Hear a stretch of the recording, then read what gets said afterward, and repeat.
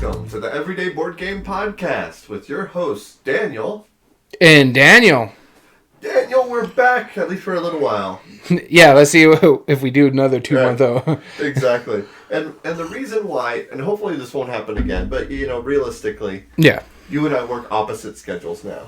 Well, I work mainly through the week. I work primarily, early in the day. Yeah.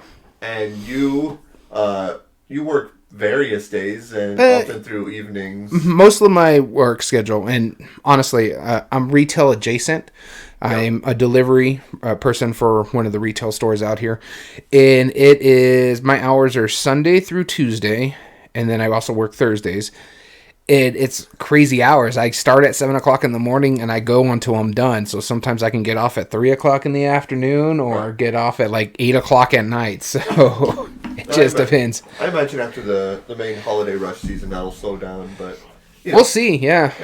So we're hoping to come back with more episodes, come back a little bit stronger. We may even do like some bulk recording if possible, if we get a chance, especially because of holiday season right now, we still have more wiggle room than we normally would. Yep. So a regular podcast release will probably be like once a week, one episode. But if you happen to watch us live, you might see something. A couple episodes record, yeah.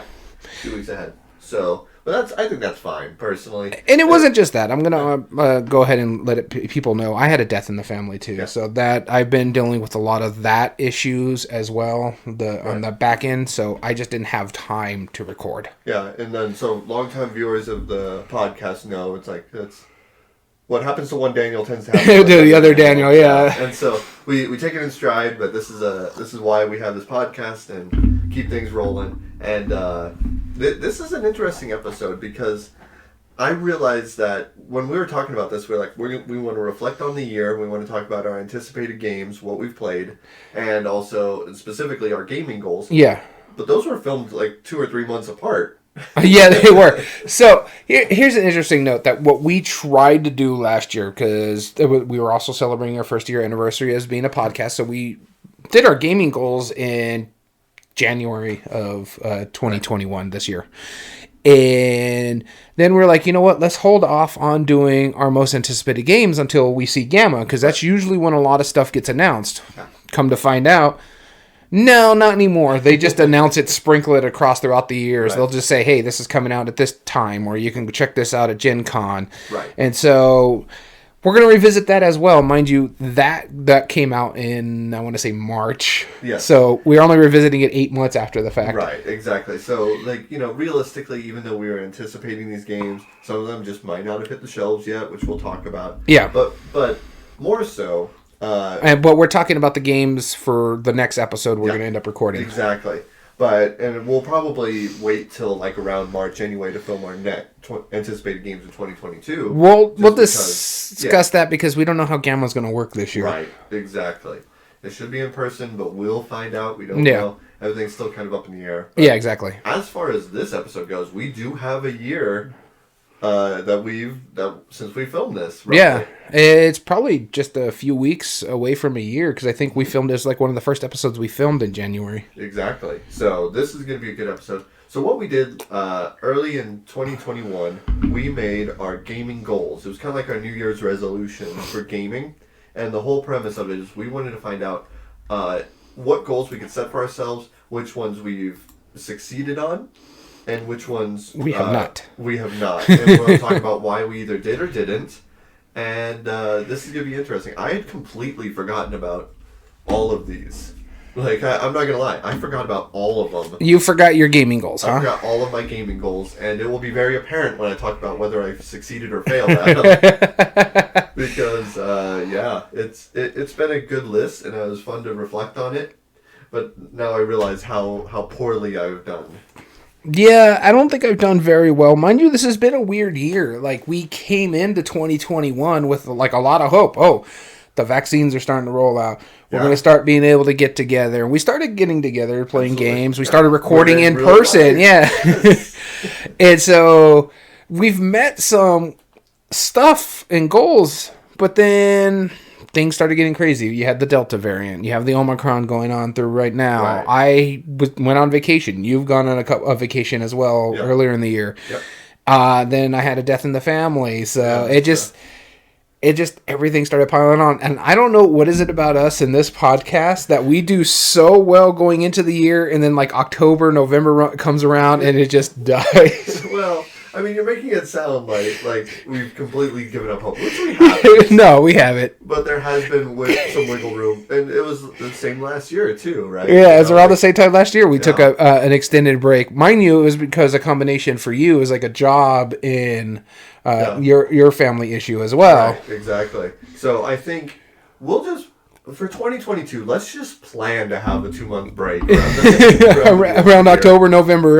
Yeah, we'll just figure that's gonna be a break no matter what, and then we'll just take it in stride. We'll try and get like some episodes pre-filmed, like maybe summer. So we can have winter-based episodes because of it.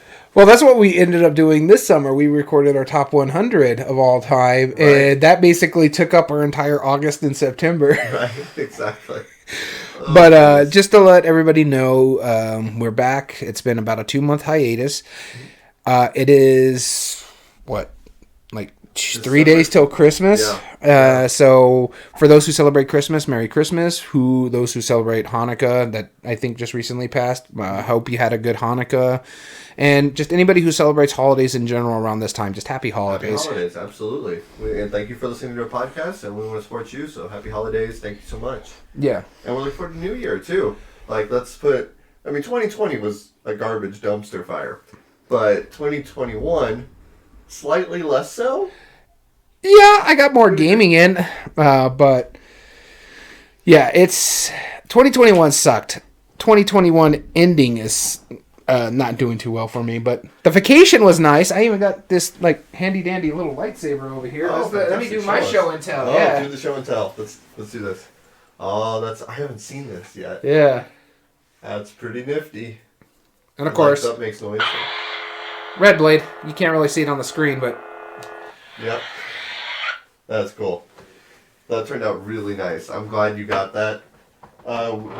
Now you have another implement of beating me with. Yeah, within reach. Yet another. You know what? I'm not glad you bought it. So my thing is, I'm probably going to put it on this wall right over here. I'm going to mount it on there. You should mount it really well. Just in case. You don't want it falling or anything. Yeah. Sure. But other than that, last time we talked, like I said, I was going on vacation. So the vacation went really great. I had a fun time. We were in Orlando right when like their surge was going down. So it was, and then we come home where we live in New Mexico, and our surge was going up. It's just like, what? Yeah. Like, what's going on here? But all in all, it was a nice vacation. What have you been doing for the last 2 months? Oh, for the last 2 months. So I had recently got a new job. I think we talked about that in the podcast. But that's been going swimmingly. Playing more games, we're hitting more. We're doing live demos again back at the shop that I work at. And what makes that great is 2 weeks ago we even had 21 gamers, which is nice. Huge. Yeah, for a while there we would hit like big numbers, and then 2020 happened and they couldn't do anything. Right. So the fact that it's growing again, that's kind of nice. Exactly. It's a good feeling, and we have brand new gamers, a lot of new people who have been like, wow, I never even knew you did gaming. And now we're starting that whole new generation thing going, and they're all really great. What's interesting about this is I went through our old video this way I can remember where our numbers are, and we were talking about that on the fact that you started my gaming group that I plan to play games with. We broke off from the store and started our own gaming group. Yeah. Then you had another ones come in. They broke off. It did their own thing. And now you're seeing another cycle start up. This is probably like the 5th or 6th cycle. I know I change that number every time, but it's true. I call it a generational thing because like different groups will come in, they'll meld well with others, and then they'll become friends, and I even referenced this in the previous podcast when reviewing it. Like, people have gotten married because of this game night, Like, I've had no fewer than probably 2 or 3 marriages, like, from the gamers in our group. And the thing is, this branched off our friendship. We started this podcast. That's right. We have a friend over on TikTok who's doing very well, the Gamehead Geek. Again, he was part of this group as well. Yeah. All right, so let me check that out real quick. I will definitely take care of that. Thank you for the heads up. Mario Fanatic XV said I'm coming a little quiet, but I'll do that I'll move in a little closer too, just in case. Tie-dye Danny. That's my name for now. Tie-dye Danny, and I'm Narwhal Danny. Awesome. That's awesome. I've been called much worse in my day. Oh, yeah. I'm a sea unicorn. And I am not. So, I think it's time for us to get into this. Sounds good. Do you got the Coin of Doom? Well, we can. But first, I have a question for you, Daniel. Oh, yeah. What's that? First one in a break. Wow, we're terrible actors, aren't we? What have you been playing lately? Okay, so I've got 4 games listed here, and one of them is actually going to be for the next episode that I might talk about in the next episode. Okay. But the first game I want to talk about is I've been playing Pandemic Season 2. And we're on our 3rd game now because we did the intro, then we did Game 1 and Game 2, so we're going into March when we next play. And I'm enjoying it. Me and my friend, this is I'm playing with the Game Head Geek that I mentioned earlier, that we were talking about it, like the original Pandemic, we really enjoyed Pandemic Legacy Season 0, but after a while, when you're already done with like February, March, and you get like that big surprise that happens, so you get into like the middle months, that's your big surprise, and yet you're still playing Pandemic. Nothing's really changing other than you're still fighting diseases and stuff that's going on. Whereas this one, it feels a little different. We're still playing the mechanisms of Pandemics, but you get to explore. You're getting to do other stuff, expand the map. And we're really, really intrigued by that. Mind you, again, we've only played 2 months in the intro, so it's there. Great game, having a good time with it. I'm sad it's taking me this long to actually start it, but I'm actually enjoying it too. We've made a rule that if we play it, we're only playing 1 game. This way, that's not the only thing we're playing that night. Right. And so it's coming in good because we anticipate it. We're enjoying it. I've actually left it over at his house now. This way, when we get there, we just play it and then we play other games. But yeah, Pandemic Legacy Season 2. I'm really, really enjoying it. But my God, is it a lot more tough than the original. It is. It can be. I imagine. I'm sure they accounted for the player count. And I played all 3 of them 4-player only. And I'm curious to see, like, once you get farther in, how it affects 2 players only. Because I haven't seen... Yeah, because I played the original one 4-player. Yeah. And I'm playing this one 2-player. And I don't know. It seems tougher. Yeah. Yeah, I definitely believe that. Absolutely. Well, yeah, I'm looking forward to you telling us more about it. Of course, not spoilers, but... Yeah. It's so anticipating because we just finished already Season 0 a number of months ago. And so it's always fun to watch like the gamers go through that experience. Like, oh, I remember that. Oh, I remember when this happens. Oh, no, just you wait. Yeah. Coincidentally, this is not spoilery at all. But because of Pandemic Legacy Season 2, I believe, I have found a new favorite soda. Anyway, so, and yes, it technically has to do with the game, but, you know. You're so weird. We'll just go with it. The first game I've been playing, I have a lot that I've been playing, but there was a really strange game that I played not too long ago. It was called Echoes the Dancer, and I was really excited to buy it. I bought it on a Black Friday deal, and a friend of mine who we do a lot of escape rooms with, we ended up playing that with him, and it was just him and I. You can even say it. He's been on the podcast before. Yeah, our friend Jim. Him and I played it, and so what this game does, it gives you basically 6 tiles that are just pictures and 18 cards. You have 9 cards that come out on the first half, the other 9 come out on the second half. And each of these tiles is the beginning of a chapter, which will consist of 1 tile and then 3 other parts. And you scan the cards like you would in The Alchemists. You remember how like the shape of like the item? Okay, yeah. It detects it almost like a QR code, but it's not. So you scan the card and it will play like part of an audio performance. And it's telling you this long story. And so basically the premise, without spoiling too much, is that there's this person who moves into a house and they feel like it's very haunted. They find out that there was a woman who used to live there or who died there or whatever, and you gather all the belongings that you could find from this, And when you scan them, they give you their echoes, which is kind of like a vision of the past. And that's why you can only hear it. You can't see anything or anything.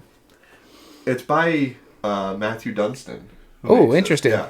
And so, like, at first I was like, okay, that sounds cool. And then Matthew Dunstan, okay, go on. Because he's really good about thematic stuff. Yeah. And that's why the adventure games are so fun between him and Phil Walker Hart. Oh, yeah. You know?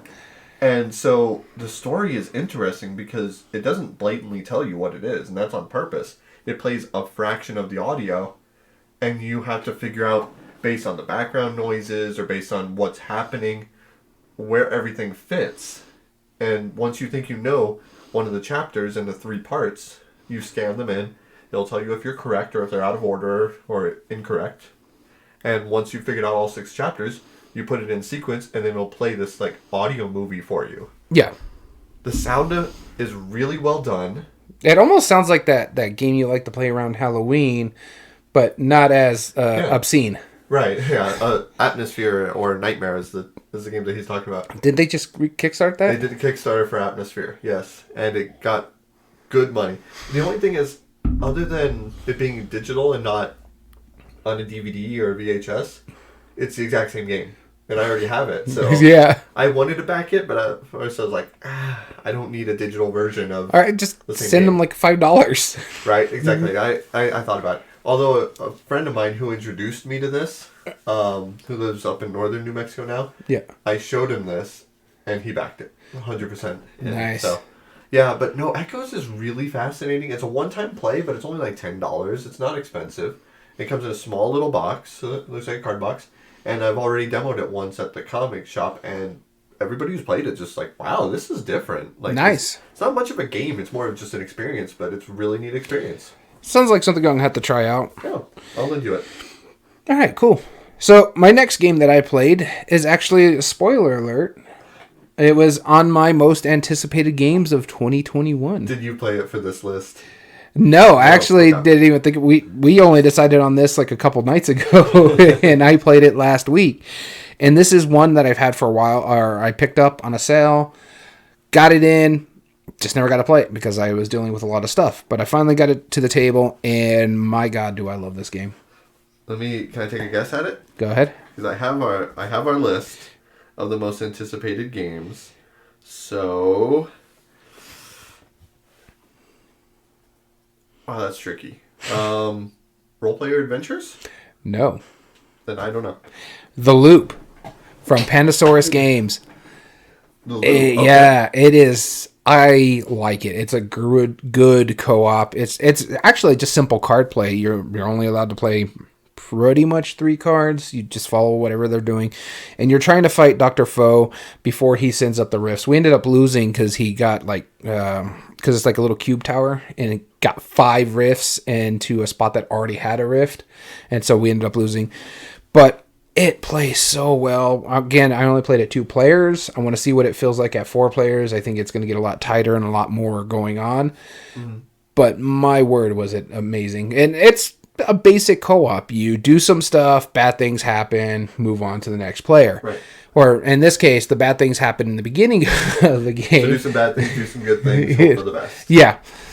And it's intriguing because you can move certain ways. You can go back, you can go forward. But again, time's on a loop. So you're fighting clones of him as well as some of the stuff that he's throwing out there. And you want to make sure you get the rifts, and you have to meet a certain amount of goals. So one of them was like, hey, close 4 rifts in Dr. Foe's area. And so with the cube tower, wherever the middle slide is for the cubes, mm-hmm. that's where Dr. Foe is. So you have to go and get to him and close his rift there. Mm-hmm. This way it could be one of your goals because you have to do, I think it's like 4 times. Gotcha. And then there's a couple other goals that were pretty intrigued that we had to leave energy into one location, which was like the dawn of time. And we had to do it that 6 times, leave 6 energy cubes in there for that to be met. And so there's just little minor goals that you're doing. You're playing cards as you're going, fighting his clones, picking up artifacts. It's in essence a deck builder because you're picking up an artifact for you to play on your next turn. Because what you do is you pick it up and you put it on top of your deck, and then that comes the 3 cards you get to play on your deck. But other players can actually play your cards as well. So when their turn is over, everybody who's lost cards because the other player played them, they get to draw back up to 3. So on your turn, you have 3 cards you can play. But then there's a cool little mechanism that even if you played those 3 cards, you could spend an energy cube in a location you're at to do a time loop. And there's 3 symbols that you could choose. So if all 3 of your cards have a matching symbol, you get to reset all of those. But you could do it more than once, however, it costs more. So if you do 1 loop, it only costs you 1 energy cube. But if you're going to do a second loop, it's going to cost you 2 energy cubes, and a third loop, and so forth. So it's just going to compound in payment. Yeah. But man, I enjoyed it. It's great design, beautiful game, well produced. I'm enamored with this one. I want to play it again. That's cool. Very cool. Oh, so yeah, the loop. We'll talk about that more a little bit in Anticipator. Yep. My next game that I've been playing, actually, you played it with me. And it was an auction game that I was absolutely garbage at, but we had, I think, a lot of fun with it. I knew this was going to be on your list. That's why I didn't put it on mine. Yeah. It's called Pappy Winchester. And it's a game that really flew under the radar. It was a blue-orange game that came out, I think, in 2019. And decent components, good auction game. Basically, you flip over one of the, 19 lots or something, 18 lots. And then you auction it off. Auction it off, and everybody has a chance to get money. There's a lot of variability on it. And then your specific in-game goals, too, determine if you're going to bid on that lot. That's right, exactly. So everybody has, their end-game goals. Then there's public goals that actually change value. Depending on whoever completes it first gets to take the money for it. I like the mines. The mines were fun, and then there was the farmland. That was interesting. And then the bank, all the money stays in the game. So if I have to pay you a certain amount of money, or if I pay everybody, I found that very intriguing. You pay out all the other players evenly. Who bid. Yeah, evenly as possible. Any remainder go to the bank, and there's tokens on the board where you get just the bank's money or the saloon. There's some tokens that let you move the boat or the ship or the boat train. Or the train, and anytime those land adjacent to something, anybody who has those lots automatically get $1,000. Yeah. I think it's awesome. It was a really good game. I'm not a huge fan of auction games, but I'm glad we played this one. I was really happy to play this one. This is now one of my new favorite. Yeah, they could have done better with the paper money. Because you look at something like Raccoon Tycoon, and they have their paper money that's really kind of rubbery almost. Yeah, it's kind of rubbery. And this wasn't texture. Bad. No, it wasn't bad. Considering it wasn't. It was actually thick cut, so. Yeah, it wasn't bad. It's not like we're talking Monopoly money. Right. No, it's not like cheap photocopy paper. But it was better than not. And the bills are huge. They're satisfying to hold because you have these massive bills. It was interesting. It's up there as one of my favorite auction games now, just because of how simple it is too. It's how simple. It's a very simple auction, but it's just the fact that every lot works differently in different ways, and everybody has their that's what makes it so great, is that everybody has their own motives and end game goals, which change it up where everybody has their own incentives. Yeah. It's a smart game. If you see it, I think it's at a lot of surplus stores. And stuff. Tuesday mornings. I picked mine up at a Tuesday morning, but Ross Marshall, stuff like that. If you see it, you should get it. There's it's really, really solid. Some place on the East Coast that I see post about it's used books or cheap books or something like that. Yeah. A lot of people find them there, so. Yeah, absolutely. I can't recommend this enough. Pappy Winchester was so fun. All right, moving on to my next game that I played, and this is one that has actually made me a fan of the series. Now, I played another version of it, and I played one scenario of it, and that's because when I was dealing with, and I'll just say it, but the death of my father is who it was. A buddy took me out to dinner, and he's like, hey, let's just try this, take your mind off things, let's play this game. Yeah. This is not the game that's going to be on my list, but I want to talk about the series of games that this is, and it's called The Coded Chronicles by The Op. Yeah. And the one I'm talking about is The Shining that we played, and I really enjoyed it. I'm like, okay, good, because I bought Scooby-Doo, and I want to see how that goes. Busted out over at friend's house a couple weeks ago. The Scooby-Doo one? The Scooby-Doo one. Gotcha. And this is the one I'm going to talk about. It's Scooby-Doo Escape from Haunted Mansion, the Coded Chronicle series. Yep. And my God, I love this game. Yeah. I really did. It's probably one of my surprises of 2021 and probably one of the favorite games I've played this year in 2021. And it wasn't even on my anticipated list. I'm like, I was a big fan of Scooby-Doo as a kid. I really, really enjoyed Scooby-Doo growing up. And being able to try this out and be like, okay, and had a great time playing with my friends. I love the aspect of it. You're just reading from a book. You're using the character's special abilities, which they start with a number, and then at a location, if it has 3 numbers, you can read something out of the book.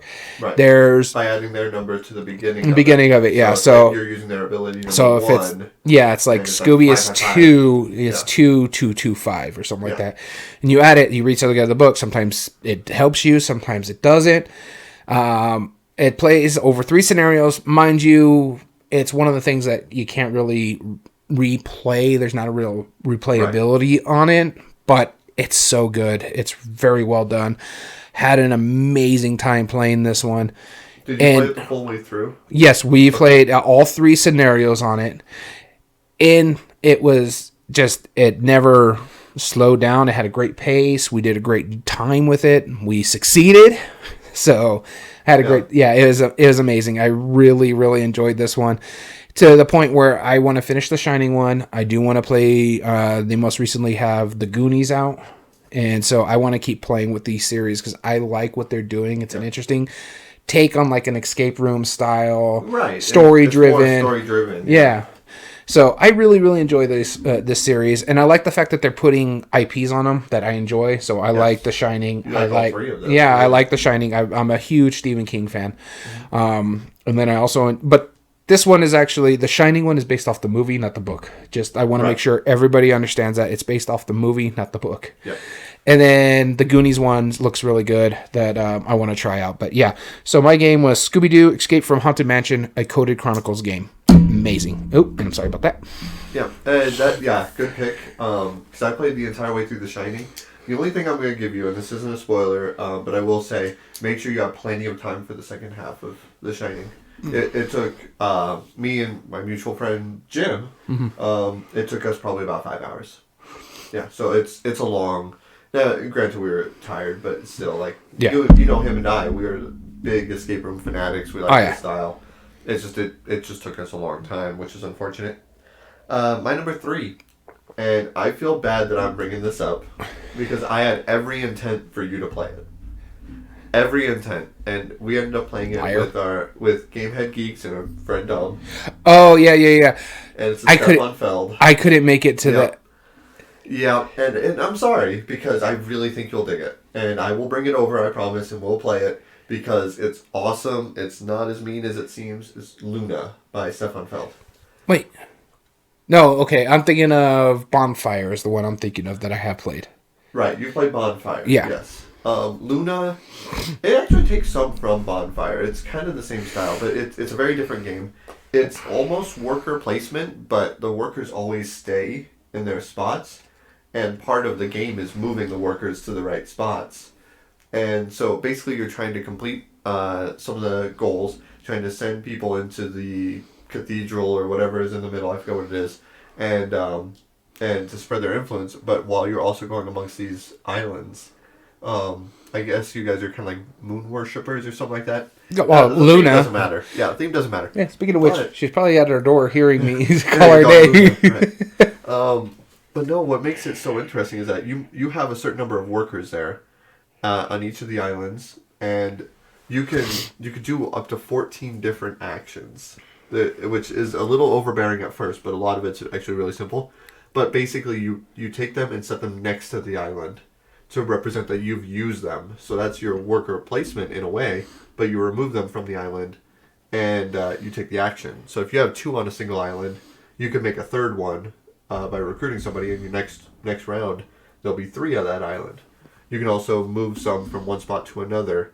Or if you have 2 of them, you can take the action tile from the island, which there's 7 different action tiles, and different abilities go on top of that. So like you might build a sanctuary, which is worth 4 points at the end, but it also counts as a worker as you're using it. So you only need 1 worker. Another one might be either sailing or like a tidal wave that moves workers around efficiently. there's also this one dude who gives negative victory points to anybody who's on the island. -1 point per person. And so laying down some of your workers there can push them clockwise a number of spaces onto potentially other players' islands. So you get the idea. There's a lot of opportunities. It's not that complex. It's probably middle road for him. It's no more complex than, say, Castles of Burgundy. Okay. But the fact that you have so many options to do, it's up there. I'm going to have a really hard time ranking his games in the future because I absolutely loved this game. It was really, really fun. I'm glad I got to play it. It's just a shame that now Tasty Minstrel Games, who publishes it here in North America, they're disbanding. They're closing up. So they're not really closing up, but they're just basically going to be a dice company for the time being. I'm hoping they'll be able to have a rebound. Right. But honestly, who knows? Who knows? Yeah, and that's sad. That's sad to me because that is one of my favorite publishers. It has been for a long time. So they have some good games, but they also had some some misses as well. Well, like Dungeon Roll was one of my favorite games for the longest time. I don't know what that's going to do because but their reprint of Colosseum was just, I didn't like the artwork on that one. Yeah, mind you, I didn't care much for the game either. Yeah, I didn't care for the game either, but I mean, there's been a lot of games that they've made. Eminent Domain. I do like Eminent Domain. Like their smaller games, other than Crusaders, I haven't tried that one. I really enjoyed. Like what was the first one? Dungeon Roll. Yeah. And Eminent Domain. Yeah, this town isn't big enough for the 2 to 4 of us. No, I haven't played that one. But then what is it? Belfour, I think is what it is. Yeah. It's that worker placement. It's an okay game. I haven't played it yet.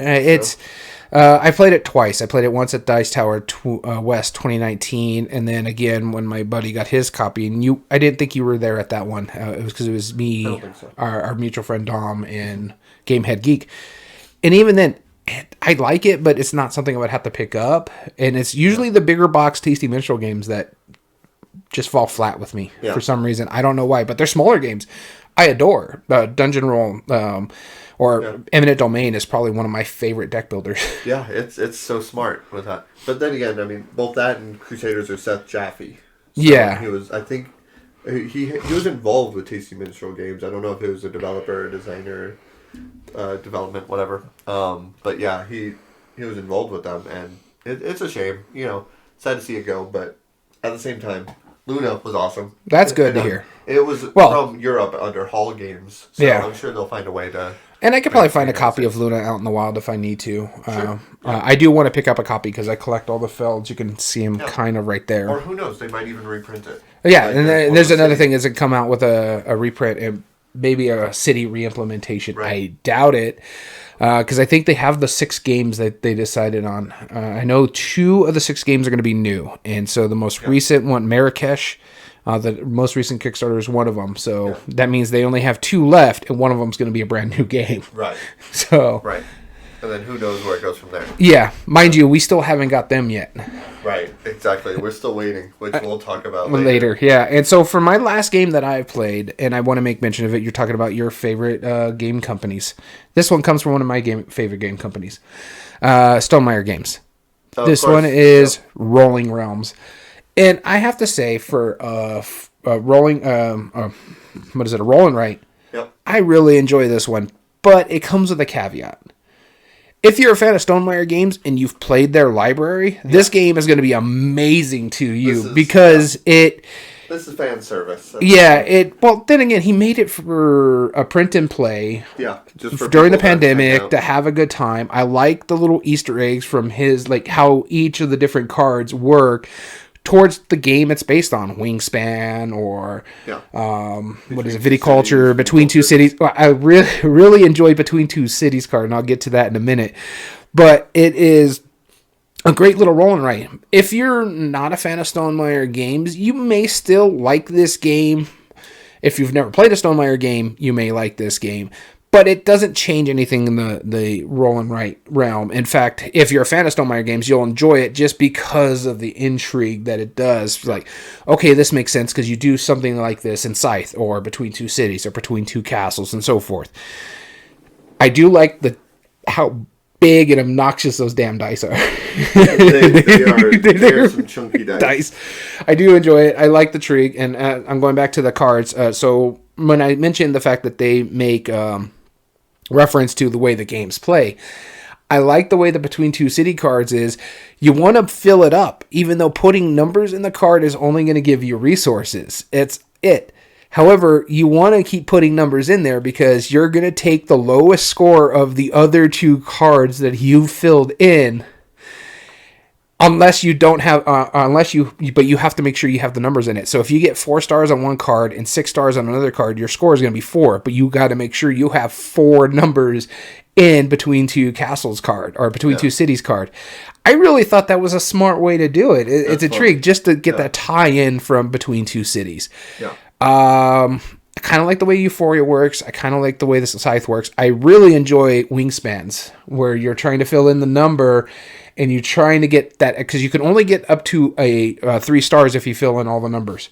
But if you match what the wingspan number is, where 7, I think it's 7, 10, and 12, you get a bonus star. Oh, that's right. Yeah. And I like the way that works. And so I really do dig this one. But it's not going to be for everybody. If you're a fan of Stonemaier games, I say check it out. It's really good. You honestly don't need to buy a physical copy. I think there's still the print and plays online. Sure. And Jamie Stegmaier does live playthroughs of it. So he'll play the game. And if you have your copy or the print and play version, you can still play along with Jamie Stegmaier while he's doing his lives. Or I know a few people who've done it online. I think Gamehead Geek has done a TikTok live playing Rolling Realms. Yeah. So maybe we'll have to do one of these episodes. Yeah. I doubt it. We don't do that kind of thing. No, we don't do too many. There's exceptions to when we do live play. Yeah, and it's been a while since we've done one just because we're so busy. We don't have the time we had in 2020. Yeah, exactly. And my last one that I want to talk about is a game from Alexander Pfister. I finally played some Alexander Pfister games. Well, you played one. You didn't care much for it. Yes. Which one was that? The Great Western Trail. Great Western Trail, right. Did you play Cloud Age? No. Oh my goods. Nope. I wanted to. I own it. I want to. Blackout? No. I own it. Still on my shelf of shame. I don't know which one you played then. Monster Expedition. Oh, that's one. From Amigo. It's set in the Hold on, before Monsters universe. Before you get going, my newest Pfister. Cloud City. Cloud Age. Cloud Age, yeah. Cloud City is Philip Walker Harding. I got 2 clouds sitting up on that shelf right there. Oh, man. But yeah, Monster Expedition is set in the Carnival of Monsters universe that was originally technically created from a Richard Garfield game. Yeah. Carnival of Monsters. It was a drafting game. This is more of a, it's more of engine building. You're trying to get different monsters into your camps. You choose a camp, and that will give you a number of black dice, and that will also give you a one of 3 colored dice, either yellow, green, or blue. Which is, personally, I think they couldn't have done that better in the color selection, because it's very, very clear. Like, you and I have no problem with it. Yeah. And so what happens is, you send up one of your camps, you just out-jog it forward, take the dice, roll them, and you're trying to meet a certain number, and all of the monsters that are out have a certain number that you're trying to meet or exceed. If you roll high enough, you can get multiple monsters on a turn, or you can get monsters that are face down as caged monsters that are worth smaller points, but it's kind of random. But they're also really easy to get. But then each of these monsters have special abilities, like if you get a certain set of them, you get an extra hunting dice. If you get certain ones of them, you can steal caged monsters from other players. And there's a mechanism in it that makes it really fascinating. There's 10 monsters that are out there available. Mm-hmm. And when somebody takes them, you never replenish it until somebody takes at least 1 caged monster, either from the deck, which is the timer for the game, or steals it from another player. Then all 10 spaces get refilled. Whatever's missing. So, like, let's say there's been 7 monsters taken since then. All 7 get refilled, and that player who refilled it gets to put one of their little claim tokens on every single one of the monsters. And that matters because even though it's face up for everybody to see, Yeah. At the end of the game, any of the claim tokens that are still out there become caged animals or caged monsters for whoever has their token on it. It's smart. It's a really inventive game. Sounds intriguing. It was a very big surprise. I played a solo version of it first. I was like, wow, okay, this is cool. Played it with my game group. They loved it. This is gonna stay in my collection for a long time. It's really intriguing, and it plays fast. It's like a 20-minute game. Yeah, so it's good. So I like Fister games. I've only played one, maybe two. I've only played these two, and so far. Small. I like Great Western Trail. Mind you, I think your issue with it is one, it was late at night, we were tired, and it's a heavy game to be learning at that late at night. So I think we'll have to try it again with the proper rules. I appreciate the streamline of Monster Expedition. I think the big difference is like if like David Turksey, like I like a lot of his ideas. If he ever made like a small little card game, it'd probably be phenomenal. Like, you know what I mean? Like there's certain designers that do really well with smaller games, but they also make big games. It's like, dude, like Uwe Rosenberg is a decent example. It's like, you know, I like Agricola and Caverna, but at the same time, I rarely get it to the table. And Bonanza is just amazing. Yeah, Bonanza is awesome. And then even a small stuff like Patchwork. Patchwork's good. What is that other one? Yeah, he's made a lot though. And like the smaller it is, kind of the more condensed and more reined in. His Roll and Write's really good. Patchwork Doodle. Yeah, that one's really good. Yeah, exactly. So that's what I'm saying. Like that's why I ended up buying New York Zoo, is because it's a polyomino game from him. And that's his most recently fixed is polynomials.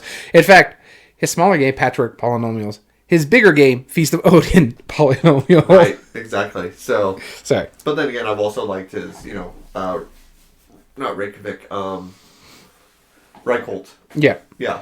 That farming one. But it's just that same idea. When these great designers are restricted into making a smaller game or choose to make a smaller game, I feel like that's because they had a really inventive mechanism that they want to run with. And they end up making a smaller game, and then it might be. That's how I feel like with Phil Walker Harding too. Is like he's got some really good bigger games, but like his smaller game, Archaeology, is still one of our favorite games to play. Right. Exactly. And another one that he did, the adventure games with Matthew Dunstan. Yeah. Big game for such a small box. Exactly. So that's what we've been playing lately. Oh boy, I forgot how long we rant about these games, but that's good. I enjoy talking about games that I played, and it's shocking to me that I've actually played quite a few games, and it's only just recently that I've been able to pick it up. Stop hitting your microphone, sir. I'm going to move it away just ever so slightly. It's fine. Oh, but I wanted to make mention of this. Another thing I got from on our trip, on our vacation. It's freaking a Frankenstein monster. That's amazing. Because you know how I feel about the monster movies. Right, absolutely. So you ready to get into our gaming goals revisited? Yeah, and I think it's only appropriate that we bring up the Coin of Doom. Because that was the first episode. That was the first episode we introduced the Coin of Doom. It was a little shaky, but we did it. And we've had it ever since, so it's appropriate that we keep this in. Yeah. We're going to talk about last year, at the beginning of the year, we made gaming goals, kind of like our New Year's resolutions. We each made 8 goals, and we want to reflect on them. I'm going to start at number 8, and then we'll go up to number 1. Yep. And we'll see if we succeeded or failed at it. And why for other reasons, yeah. Yeah, exactly. So, Daniel, you're sticking with Tails? Tails never fails. All right. You are starting. All righty. So, my number 8 gaming goal was to play 100 new games to me or my app, basically. If it wasn't in the app, I count it. And that is something I haven't met yet. I am 12 games shy for it, and I need 9 more. That's fine. I got 9 more days to go. So, I would have hit it a lot sooner. I went on that vacation. We didn't really play a lot of games. Sure. Big part of it, too, is also we've been playing a lot of Gloomhaven. Yeah. And having a blast with that, but that's not going to count. But I'm 12 games shy, and I said on that episode, the year before, I hit 75 new games. That's why I upped it to 100, because my original goal then was 50, hit 75, and now I set it to 100. Right. And I would have met it, but again, I had a lot of stuff going on for the last 2 months. It just hasn't been easy for me to get stuff to the table, or I just go to stuff that I already know, just because I don't want to think too hard about certain things. Yeah. But yeah, no, I think I could still meet this goal. I have roughly 9 more days before the first, and I think I can. I need to average 1 game every 2 days or so. Yeah, we'll get there. I'll show you 1.5 games every 2 days, basically, to hit it. So. Yeah, so my number 8 was 100 new games to me, and it's close. It's very, very close. I think I will succeed on this one, but again, this is kind of like a cheaty pick. Yeah, like I said, there, it's cheaty because I had already started it on the first, but I'm close to succeeding with it. Cool. Yeah, no, you'll get there. I'll make sure of it. I'll help you if you want. Mine was. You said yours was kind of a cheating goal. Like, mine was just blatantly like. Hopes and aspirations, but I figured it was going to happen. I wanted to get back into gaming. I just wanted to start playing games again. And since the beginning of the year, I've since been vaccinated. I've gotten my booster. I still haven't got my booster. I'm trying to get it. Most of our game group has fully been vaccinated, and most of the mandates that were in place have been lifted. We are now demoing at the shop again. I'm now showing off some of the games I got during lockdown and trying to justify owning them now. And I have my weekly game group that meet up every time, so it's good. Like I'm back to gaming and I feel comfortable with that. And I'll pull up my numbers here later, but I know I'm back to gaming just because of the numbers alone shows that I've been playing more and more games and not having to force my family to do so. Yeah, so I just pulled up my numbers because I'm like, you know what? I'm intrigued to see how well I've done. I've played 211 times this year. Comparative to 2020, I played 209 times. So I've already succeeded over there. And I played 113 different games this year. Yeah. Mostly Gloomhaven. Right. And which is the exact copy of games I played last year. That's awesome. That's great. All right. So on to number 7. You ready? Yep. Hells never fails. All right, so my number 7 gaming goal was to interact more on social media, and I'm considering it not met, not successful. I need to get better about using our Twitter account. I do post pictures when I play games or whatever's going. We do post on Board Game Revolution from when we do have podcasts for them to do. We have one up right now if you want to go vote on it. But I need to get more answering questions in Board Game Revolution. There's another one that I'm a part of now is Board Game Gamers Media or something like that. Oh, okay. That you can interact with publishers and other content creators. And I just haven't, especially since I joined that right around October. And then, like I said, all that fallout that just happened. It's just been the last October and November have not been fun months for me. So I'm just, end of October was great. Till I got the call. Yeah. But November was a struggle. I didn't get a lot of gaming in. I didn't want to film the podcast because I had a lot of stuff going on. Yep. So we just put a hiatus on it. We're okay with that. Yeah, and so the interacting on social media, that's probably something I'm going to carry over to next year, try to get better on it because I haven't met it this year. I don't think so. I have done some stuff, but I could be better about it. Yeah, the beginning of the year we went strong, and then then 2021 happened. Yeah. Could be worse. My number 7 was very simple. Play more Gloomhaven. I failed. I haven't played it yet this year.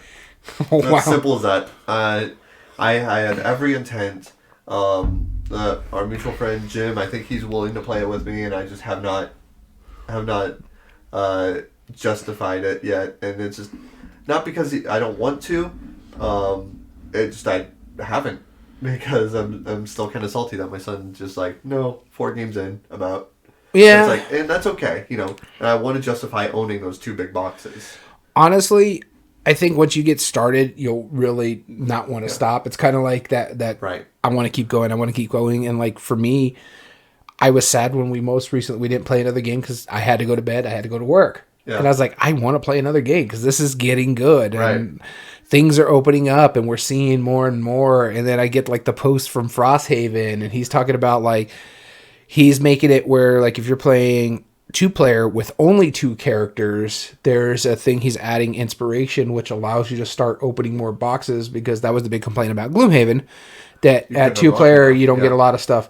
So if you think you and your mutual friend, if you guys play together, can do it. I mean, that's what we're doing, is play a 4-player game, but have 2 players control, or have 2 characters, or you control 2 characters, he controls 2 characters. Because I heard that was a big complaint about Gloomhaven, because you didn't get to see a lot of the boxes that opened up and going along. Right. So that's why we're doing a 4-player game as 2 players. And it's just because we want to see more content. I paid $100. Specifically Jaws of the Lion, or no, not Jaws of the Lion. It's the base. Okay. Like if we played Jaws of the Lion as 4-player because we wanted to see how the character synergize. And me and my wife are pros, basically at Gloomhaven. We've played it quite a bit. No, but I'm just saying. You are. Yeah. So we could handle running 2 characters and knowing, there's some stuff that you're supposed to be secret, but if you play a character long enough, you're good. You could be like, hey, I'm going to go relatively fast. Okay, you're playing your 13 initiative card. So right, exactly. No, that makes sense. Yeah, but that's just simple as that. Failed miserably. Haven't played Gloomhaven this entire year. No. All right. Next one. Next one. And me again. So my number 6, I'm going to say, is not a failure. It's not that I've done well. It's just because I haven't gone out in public and played games. And my number 6 was to be more welcoming to the community and help like newer gamers come in. Right. I've only gone in game public once, when the shop just started opening. Yeah. And then, so Mario Fanatic, sorry, we paused that real quick because we want to include him. Mario Fanatic included, I'm doing a solo run with 2 characters. It's a lot of fun, but I definitely play 4 players if it wasn't for the bookkeeping and... he does play 4 in digital version. In the digital version. Cool. Yeah, no, I don't disagree with you as all. And that's why, like, for us with the bookkeeping kind of stuff, it's easy for me and my wife because it's 2 of us. I couldn't do 4 players if it was just me. Yeah, it'd be too much. Yeah. And so, no, I don't disagree with you. I really enjoy it. But I do recommend Jaws of the Lion, however you want to play it. Yeah. But if you go into Gloomhaven, I do recommend, if you're just going to do a 2-player game, try to run. Each. Yeah. That's fair. This way you could see more of the stuff that's going in there. That's right. Cool. But going back to mine, to be more welcoming, I'm still working on it. I haven't been out gaming in public. I'm still wary, for one thing. And 2, I can't stay out late on Saturdays because I go back to work Sunday morning. Right. So I can't go out and gaming and, ignore dinner and eat a late dinner at like 9:30 at night because I got to be at work at 7 o'clock the next morning. Right. So I haven't met it. I do want to keep doing it. I do try to be welcoming. That's why I like talking with the chat. If people have recommendations, I do want to try to give recommendations. People who I've met through other friends, when they talk about board gaming, I say, okay, here's a game I recommend. One of my coworkers was saying, hey, my son likes board games. What should you recommend? And both me and Gamehead Geek is like, oh, try this one because it's simple enough for someone of his age range to understand. It's family friendly and so forth. Yeah. So we do stuff like that. So I say I'm doing it, but I could do it more if I went out more. Yeah, absolutely. Yeah, that's fair. I think you abide by that. I've implemented something recently into our game nights. I saw a really, really insightful post from Eric Lang. And I think it was taken from his Twitter. Or he posted something on Twitter, and then somebody posted on the Board Game Revolution forum on Facebook. Yeah. And I thought it was just really great. And he said, inclusiveness in gaming looks like, and then it's 2 people talking, and it's me and somebody else. Like it says me, Yeah. And it's the dialogue, and then the other person's like, oh, so what do you do? What do you like to do? And then me. It's like, oh, well, I actually design board games. I seen this one. You saw that. And it's like, oh, you mean like Monopoly? Yeah, kinda. But let me show you other games like it. Yeah, and then, he just put, yeah, kinda. It's like, wow, we've had a lot of fun. It's like, oh, that's great to hear. And and board games, there's a lot of them now, too. Yeah. It's like, great, tell me more. Yeah. Yeah, it was inviting, but the 2 things that I took from that is, 1, you were not a snob about Monopoly. Because that is most likely everybody's experience, Don't get me wrong. I don't like Monopoly, but I'm like, if that's someone's favorite game, that's their favorite game. Yeah. Yeah. Why should we mind if anybody enjoyed playing a board game. Like, that's awesome. This makes me think of Rodney Smith from Watch It Played. One of his favorite thing is, why yuck someone else's yum? Yeah, exactly. Like, exactly. If they're having fun, why should we stop it, right? Yeah. And so, and then my second takeaway from it was that Eric Lang wasn't, like, pushy about it. Yeah. It was like, oh, well, like, if you like, I don't even like the if you like this game, let me show you more games that are. So yeah. He was like, yeah. He's like, yeah, kinda. And there's a lot of stuff in now. There's a bunch of board games now. What? And then he waited for the other person. Oh, well, tell me more about it. Yeah. Then I'll tell you more. What I like about it too is like you can ask questions too about that. You could say, hey, okay, you like Monopoly. What is it that you like a Monopoly? Yeah. Okay, you like the roll and write or the rolling mechanism. Let me see if I can find something that you would enjoy that isn't just Monopoly. This way you can try new things. You obviously like dice. Yeah. Or you like the auctioning part of Monopoly. Well, here, let's try Pappy Winchester because it's a cool little auction game or for sale. Right. You like wheeling and dealing? You'll probably like Catan. Yeah. Yeah, exactly. I love that. And shout out to Eric Lang. That was a brilliant post, and I think it's a perfect example of it. And I'm trying to do that, and because the last thing I want to do is be pushy on somebody when they come to the game night. Is like, they can obviously tell that I'm passionate about it. Yeah. But if they don't know anything about it, I'm not about to isolate them by going, oh, well, let me tell you about these 40 games that I really like. No, it doesn't matter. It's like, if you want to ask, then you'll ask me. You know, if you're curious. But I will give you that sense that we're inviting. So I think I completely agree that you are following that. My number 6. Yeah. Was it was a self-serving goal, absolutely. I was trying to get another game signed. There's been no meetings, no conventions. I haven't gotten any of those, so I just haven't.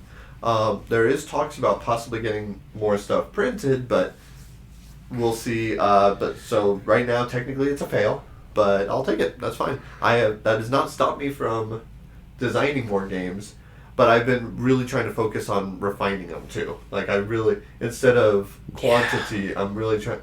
Quiet you. I haven't quite done anything lately. Well, Yeah. I've been busy. Right. Exactly. It's like, again, we talk about it. We don't have days off at the same time anymore. But I've been really trying to take inspiration from a lot of design and really try and make it clean and So basically, your before. biggest gripe for Alexander Pfister, you're trying to fix for yourself.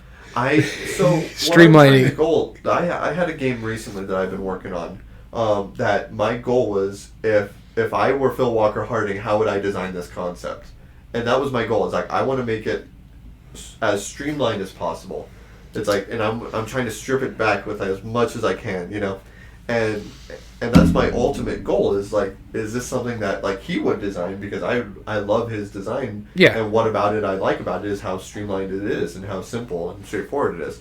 So that's my goal with this game, is to try and make something that would resemble that. Yeah. Not to copy him, of course, but you know what I mean. Yeah, because you're a copycat. Yeah, that's what it is. Inspired by. But yeah, that was my number 6, and unfortunately it hasn't happened yet. But hey, there's still more years. Moving on to number 5. And now I'll be starting for once. Yep. All right, number 5.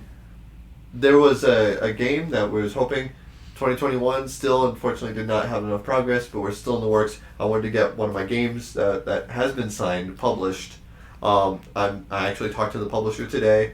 Everything's still trudging along, but we're getting there. I do have to ask this, and it's going to be as vague as possible. Are you talking about the smaller game or the bigger game? You asked me that exact same question on the previous podcast. It's the smaller game. Okay. Yes.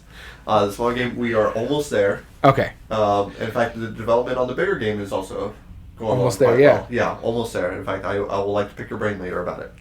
Gotcha. But yeah, that's about it. And it's funny because I've play tested both those games, and I remember on this podcast is which one I was asking, because I even told you I'll pick up a copy, but I don't know if I'll ever play it because I played so much play testing on it. Right, exactly. Well, I mean, the smaller one, it's been so long since I played it, so maybe. No, I just recently played it because you were asking questions about certain cards. Oh, okay. Well, maybe. I don't remember.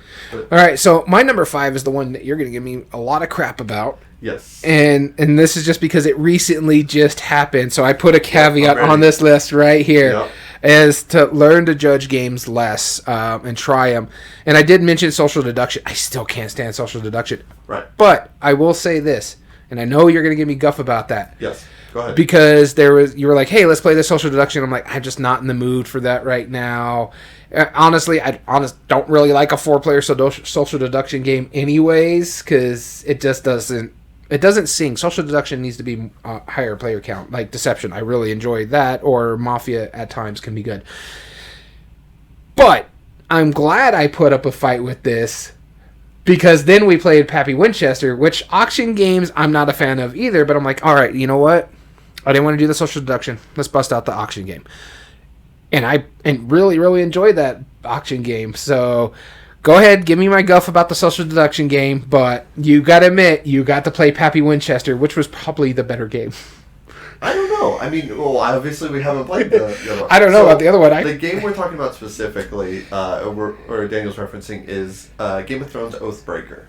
And yes, it's technically a social deduction game, but really, I would say it's more hidden role from what it seems, because... Also, I had to make mention about the fact that another reason why I was hesitant about it, my wife hates social deduction. She hates it with a passion. And that's fine. And she was there. She joined us. And my goal is not to intrude on it, but... And then you even said social deduction, and you saw her face. I did say social deduction, and that was my fault. I should have just said... Well, and see, here's the thing. Like, in social deduction, it's kind of up to everybody to figure out who everybody is, other than the ones on your team. The only people who need to know, or who's trying to deduce who the players are, is the king. That's it. The king has to guess at the end, based on the outcomes of what's happening, what decrees that they've played. And that would have been perfect for our mutual friend Jim, you know. Yeah. I'm sure he would love that role. Oh, yeah. And we would just be simply trying to play bad cards if we're the bad player, or cards that are detrimental to the tasks, or are beneficial if we're on the good side. And it's more of like Shadows over Camelot is probably going to be the example I make, because that's probably the closest example, but I don't know that that's an apt comparison, but it's probably not much more different, honestly. And I thought that you were going to be way more into it because of the fact that it's a Game of Thrones theme, and we both mutually love Game of Thrones. So here's my thing. That was my thought on it. I do like Game of Thrones. Don't get me wrong. I even have the Game of Thrones board game somewhere. Yeah, it's right there. Yes. I only played that twice, and I haven't picked it up since because it's so freaking long. Right. Well, this game is only supposed to be like 45 minutes. Right? Yeah, my wife doesn't like social deduction. Which is fair. And after last time you made her play, you made her cry, so... That was on purpose. Oh, that sounds like a monster. No, that was... Well, we were purposely if the shoe fits. A bad game, and that was to film the comedic aspect of it. So my question for you is, now, after reflecting on this, be more open? Or more open-minded or less judgmental. If given a larger group... I may try it. I may try it. Okay. I'm not gonna lie. I'm not gonna. Social deduction games still, but it's really the only ones that I termed it the wrong way. I do think it's less of a social deduction game and more of just a simply hidden roll. Yeah, it's more of like a team hidden roll game. Well, really freaking One Night Ultimate Werewolf is a hidden roll game, and people are going to try to figure out who the werewolves are. Yeah, but it's not really teamwork. It's just kind of like. In hidden role, I consider it's like you all have your own objectives, which you do. You absolutely have your own objectives that not only does your team have to win, you have to meet your own objective too, by getting certain kinds of goods and whatnot. And and some of them are a little more obvious. Like if you have a hidden role, it's like, oh, I just need to get a whole bunch of gold, That looks a little shady, and it adds that little back. No, I get it. Really I may try it. I'm still trying to be less judgmental, but I played some games that I wouldn't have, like something like The Loop. Even though it was on my anticipated, it's so different, and sometimes different. I'm very hesitant with, right? But I've really enjoyed it. There's some other games. Let me. I can't find my phone again, but there's like a couple games that you've busted out. I'm like, all right, let's try them. Yeah. Even though, pleasantly surprised and enjoyed them. So I'm not saying that I completely filled it. There are some times, like if you say just like, I just can't do it. Yeah. I get it, and that's fine. It just so happens to be one of our most recent yeah. And then upon reflecting on this list, I'm like, Yeah, here it comes. It was like when I saw that, I'm like, yep, this is going to come. Yeah, all right. But no, that was mine. No, that was mine. Yeah. So, number 4. All right, yep. Oh, let's go back to me. So my number 4 was buying less games. And I say on my list here, yeah, but not really. I did do pretty well at the beginning of the year, and then I got a job, and my wife's like, the first check that you get, you can buy whatever you want with it. To the point where I have a whole second shelf of shame now. Everything had to move down because my shelf of shame has gone all the way up to my roof and then onto the second shelf, and it looks like I'm going to have to start moving down again. Yeah, you're stocking up, aren't you? But I don't think I've bought as much as I've done in the year before, but it's pretty close because a lot of those that you see over there are Kickstarters that I backed in 2019, 2020. So like Role Player Ventures, Cartographers, that big giant corner over there is all Tsukiyumi Full Moon Down. Yep. And all of those were bought beforehand. Now, mind you, I have bought a lot of games, and I'm not going to lie. I have... It was specifically buying less games that others have owned. And that's another one that I also said. I that's why I said yes and no. I have felt, and I made a caveat to the fact that if it's something I think my wife will like, then yeah, I won't buy it. But I think our mutual friend Dom has Cloud Age. I bought that one recently. Mm-hmm. Dakota Chronicles. Cloud City. Cloud City. Now, I had to pick up that. It's a Phil Walker Harding. I collect Phil Walker Hardings. That's fine. And 2, it was a Game Nerds deal of the day I got for like $20. So yeah, it was a good deal. So yeah, there is some up there, like Atlantis Rising I picked up, even though Dom owns it. But I really, really dig that game, and I think my wife would enjoy it because it's a co-op. Yeah. But I've got somewhat better...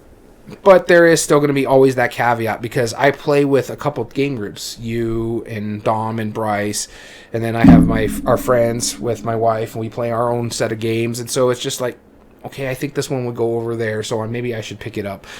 But yeah, no, I'm going to call it a fail, but not too bad. Okay. My number 4, I thought was going to be a very easy task, and technically it was. It was clean the game room. And I had a big room. It was kind of messy at the time. And shortly after I filmed that video, I really did a good job. I cleaned it up. Oh, it was clean. And then it collapsed. And then some of the shelves fell over, which caused absolute absurdity. So I moved parts of those shelves into my garage, and I decided I'm going to keep my shelf of shame in there. And I cleaned it up a little bit. But then now, since I have fewer shelves in smaller room or smaller area, and I'm hesitant to buy more shelves, now more games are piling up on the thing. But also, when we moved the game room or the podcast over here, I since moved out the table, so it's a lot emptier, a lot more room to move around.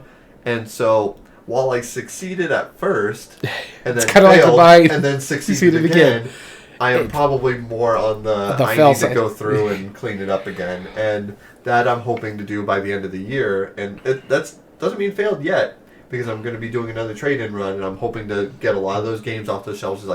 I'm really going to try and force myself to choose which ones I'm... Let's not even start. Yeah, you're going to get rid of a lot of games, but you're also going to come back with a lot of games, because that's what you do every time we do. I come back with only a fourth of what I left with. No, one trip you came back with half of what you sold. Not like your stuff. You just came back because you went with 8 bags and you came back with 4 bags.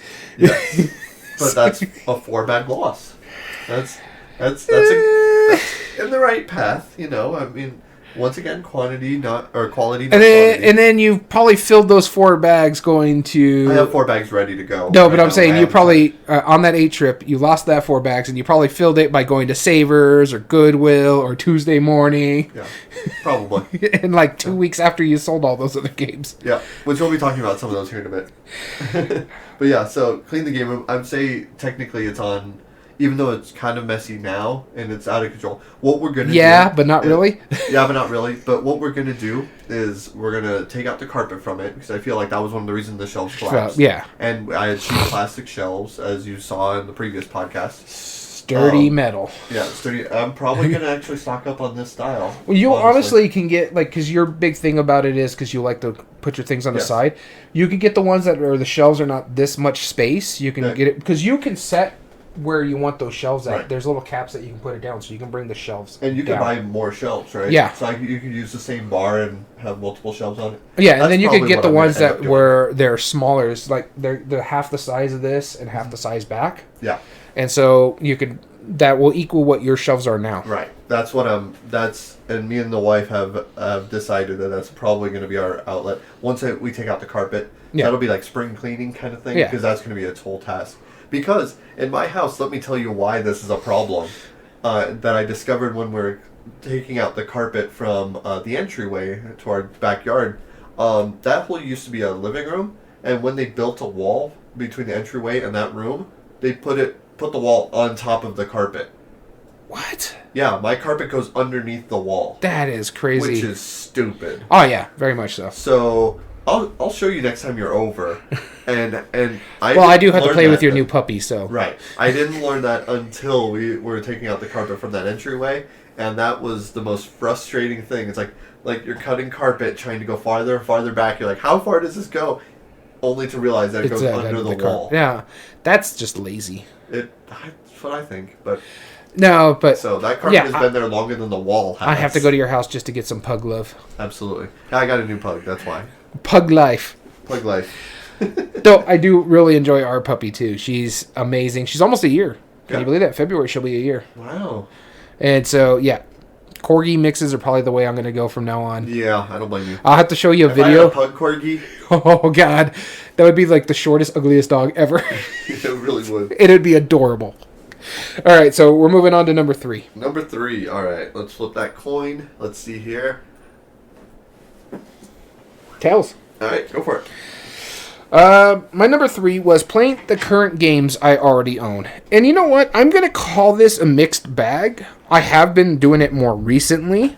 In fact, I played Horrified, the new one and the old one. I get a lot of my Stonemaier, like Wingspan is one that we go to a lot. Case in point, Gloomhaven has been my number 1 played game for the last 2 years. So, I like I said, I think it's happening. I've been playing a lot more of my Arkham Horror, my Marvel's Champions, the solo games that I can play. And, just getting those off and playing them again. There's some that I still want to play more of. Another one. Hey, Potion Explosion. I just saw it right there. I did play that more recently as well. I think it was around Halloween, too. Cool.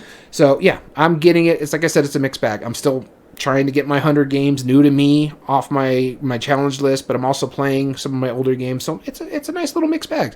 In fact, I was seeing there, I played 211 plays, and it was 113 games that I've played, but I've only played like 80 some new games. I'm still 12 shy, so I'm getting there, especially more recently, because it's just, I don't want to learn the rules right now. Sure. That makes sense. Cool. And my number 3, it was finalize a lot of my works in progress. Completely failed. So oh yeah, because you're adding more works in progress as it is. I have completed none of them and added significantly more. No, not significantly more. I've completed a couple, but I've since been working about 4 or 5 more prototypes than the number of projects I've completed. So there's still time in the year. Doubt it, but I might give it a try. So we'll see, but yeah, that was my final one. Yeah, my dice game I should be able to pull that off pretty easily. And then maybe this most recent one. I just need to hunker down and do some art, which I think I'll do over the break. It wouldn't hurt. Oh, what, you're doing the art? Open source, sorry. But yeah, finalized a lot of the works I had in progress. I have not succeeded in that, although the prototypes that have been picked up by publishers, those we are finalizing. So yeah, in a way, I'm making progress towards the goal, but it's definitely not complete. And then the fact is, the ones that are picked up by publishers, and the one that you're doing the progress on, those are the more important ones, and so that's what you've been working on a lot through this year. Yes, yeah, that was really been my focus. So, in which I've done a lot of play testing on them, so we should be good to go. All right, moving on to number 2. Number 2, here we go. All right, so this one is an utter failure. I'm not gonna lie. I just looked it up, and this was To Limit by Kickstarters. And I just put here, nope. And that's because in 2020 I had 13 Kickstarters. In 2019 I was roughly like 13 or 15 Kickstarters. Yep. This year alone I'm at 14 Kickstarters. And it kind of caveat with going with already owned. Yeah, that failed miserably because I'm in the Stefan Feld. I picked up X-Men United. So yeah, it failed. It was a big failure. I have 14 Kickstarters. Mind you, some of them are not all games. Like I backed the board game calendar from Katja Houston, where she uses the board game pieces and makes art with it. Yeah. I also backed the Dice Tower. So those are the ones I tend, or that Dice Tower is one I tend to do every year. And then Katja was just, I really like that one. I'm like, you know what? I'm going to jump in on this. Yeah. But yeah, City Collection. Yeah, then the Stefan Feld, that one surprisingly is my most expensive one so far. Oh yeah. And then Dice Throne Marvel, I had to get on that one, and I got into Honey Buzz with the expansion. So yeah, I didn't do too well, but I blame our mutual friend Dom because he's like, "Hey, this is on Kickstarter. Hey, this is on Kickstarter." God, yeah, he does kind of stop doing that. I don't want to spend any more money, but I really like these games, so yeah. I don't blame you on that one. I feel like I've limited my Kickstarter quite a bit, actually. I haven't looked at the numbers, but I do feel... I know I've done maybe 2 or 3. On the lockup expansion. Yeah, lockup expansion. So there you go. Yeah, haven't done well on my Kickstarters. My number 2. At the beginning of the year, I made a 10 by 10 with my wife, and I was really excited. And I'm going to have to justify why I completely and utterly failed on it, because I think there's 3 markings on the 100. Because of your wife. No, I'm not going to blame her. No. No, I'm okay. not going to blame her one bit. Because it was a number of factors, but really a lot of the games I played with my wife, I played with my kids too. And there were a few games that I just simply didn't log on there. Like, I know we've played Carcassonne a few times since then, because we got the 20th Anniversary Edition, which is absolutely stunningly gorgeous. It looks really good. Yeah, it's fantastic. And we've played it, She played it just earlier this month with me. And so there were games that we did definitely play that I just didn't add on the list because, one, I forgot where I put it. We had it on a big foam board, and I put it somewhere, and I don't remember where that went. I think you could do challenges on the app that we're showing. Correct. But also, here's the thing. Because everything started opening back up, I've since gotten a job. Oh, yeah. Yeah. The previous job I had at the beginning of the year, I was pushing like 12, 14-hour days. Like, it was insane. Yeah. We had a hard time recording. Yeah, and my wife was bogged down because of how much work she was, so both our times didn't do it. And then our kids went back to school right after summer, too. Physical school, too. Yeah, physical school in person, and we didn't want them to be lazy over the summer, so we signed my son up for football. We signed my daughter up for cheerleading, and they do workouts at like a gym. And my wife has been really great about being like focused on working out and stuff. And just get my job, you'll lose weight quick. Right. Well, that would normally be like the evenings that we'd sit down and like, all right, let's play a game. I'm not tired at all. And she's exhausted because she just worked out for a couple hours. Yeah. And so. I'm not going to blame her for I was going to say I'm not blaming my wife, but it's her fault because she was tired after working out. It's like, I'll play games if I'm half asleep. I don't care. No, I'm not going to blame her one bit. If anything, it's just because of the culmination of everything happening. Yeah. I had forgotten. And you work 6 days a week. Yeah, I do. I do traditionally, yeah. And like now it's easier for me, but then I'm also taking care of everything else and running errands while my wife works, while working out. So there's a lot of factors into it, and that's why. I mean, I'm probably going to go revisit it when I get home and see how many of them we actually did do. Like, look at the apps in comparison, but yeah, it's definitely not up there. Oh, yeah. No, I'm not going to give you guff about that just to have a little fun with it. Yeah. But, yeah, no, it's understandable. It's hard. Like I said, I haven't even completed my challenge, and I'm only 12 games shy. I could have had that done in November. It's just... And you'll be 11 before the end of the day. Yeah, life happens. Life happens. Yeah, it's a shame. Life happens. All right, let's go to our number 1. All right, number 1. You ready for this? All right. Hey, look, I get to start it. You get the last one. All right. It's kind of different from last time. It is. A little bit. All right, so my number 1 was improve the podcast, both visually and quality-wise and stuff like that, and help it grow. I think it's a success. We film here. We have a nice camera now. We need to get better lighting. Well, that's another thing we have to work on. Maybe do a little more soundproofing in here. But the mics, we're sounding a lot clearer, a lot sharper. The videos are looking a lot nicer when we put up on YouTube. The audio side has been really, really nice. So I think it's a success. Probably one of the only successful ones on here. But we're getting there. It's still a work in progress. We're still learning as the day goes by how best to do it. It's going to take us a while to recover from this break, but we're doing this for fun. We're not making any money off of it. We're just having a good time. We enjoy talking games. If we can't play games, we like to talk about it. So that was my number one, improve the podcast, and I'm calling it a success. Okay. My number one was definitely a fail, depending on how you look on this.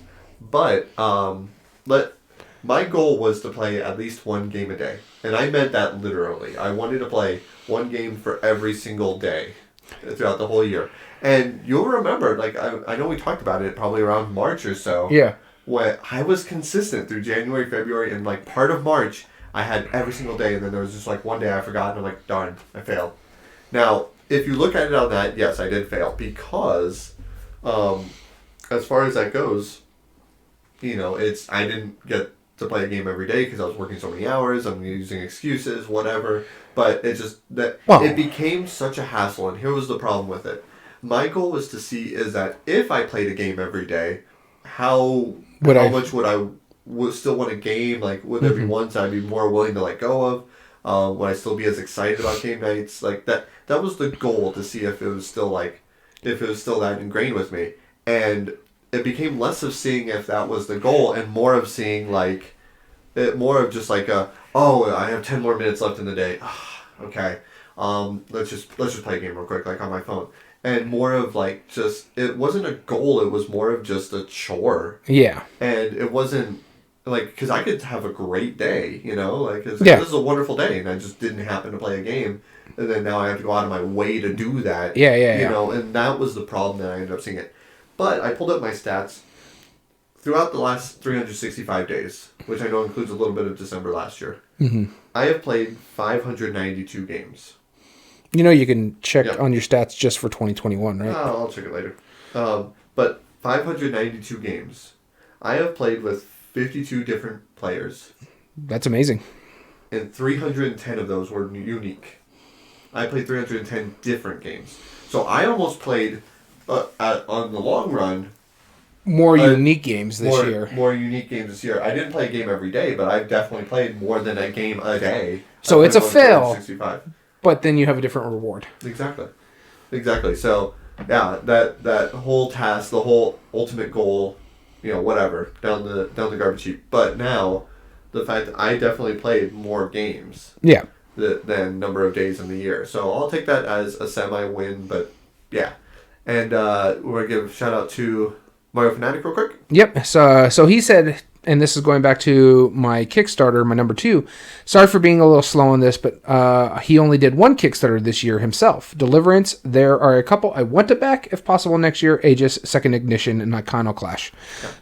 Yeah, so I think there's a couple next year that I do want to back, because I think Garp Hill is doing the East Kingdom? Yeah. Or no, Southern Kingdom. Something like that. Yeah. The new announcement. Yeah. And we also want to give a shout out. So Mario Fanatic, I know you run a YouTube channel and you do reviews as well. So put a link in our description. We'll give you a shout out real quick. So by all means do that before we sign off today. Oh yeah. And then also that's our gaming goals. Let us know what your gaming goals resolution, if you've met them or not. Absolutely. But with that, we're going to sign off here in a little bit. But stay with us, because we're going to record another episode if you're live. If you're hearing the audio side, it should be coming up the following week. That's right. So, yeah, we definitely want to thank you so much for tuning in today. If you ever want to join us live, like Daniel was saying, you can join us at twitch.tv/everydayboardgames. Scheduled times vary when we film, but sign up. If you subscribe, you can get notifications of when we show up online. And also, you can find all video re-uploads on YouTube at Everyday Board Games 2020. And if you like what we do there's 3 things you can do to help us grow on the platform. Subscribe if you're not. Like the video and comment down below and tell us your thoughts on the subject. As well as all audio versions can be found on most platforms under Everyday Board Games Podcast. This includes Spotify, Google, Amazon Music, and Podbean, and I still can't say it. And if you ever want to contact us directly, either with comments, give us ideas for future episodes, or just say hello, you can email us directly at everydayboardgames2020@gmail.com. As well as you can also get in contact with us on our official Twitter account that I am going to try to do better with, and that is at EBG Podcast. And as for Mario Fanatic, his link is, you can go find him on YouTube at Adam the Fanatic. Yep, so youtube.com/Adam the Fanatic. Go check us out. He's a great guy. Go watch his videos as well. So we want to thank you so much for tuning in. Thank you, Mario Fanatic, for joining us, and anybody else who joined us in our live episode or listening in the future. As always, I've been your host, Daniel. And I've been your host, Daniel. And we want to thank you for tuning in to Everyday Board Games. And remember, every day is a good day for board gaming.